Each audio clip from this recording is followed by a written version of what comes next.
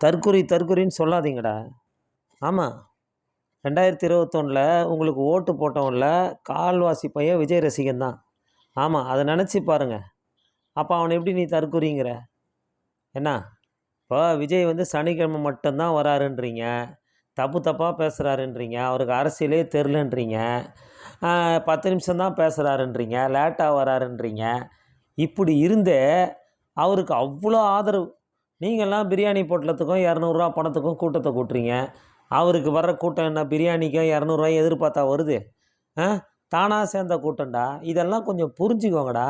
படுத்துக்கிட்டே ஜெயிக்கலான்னு இருந்த உங்களை போராடி ஜெயிக்க வச்சிருக்கிறாரு விஜய். நீங்கள் தான் ஜெயிக்க போகிறீங்க, திமுக தான் ஜெயிக்க போகுது.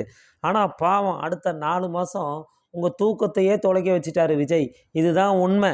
என்ன அண்ணா திமுகன்றதை விடுத்து இப்போ தாவேக்கா திமுகன்னு ஆகிப்போச்சு. ஐ ஆம் வெயிட்டிங்.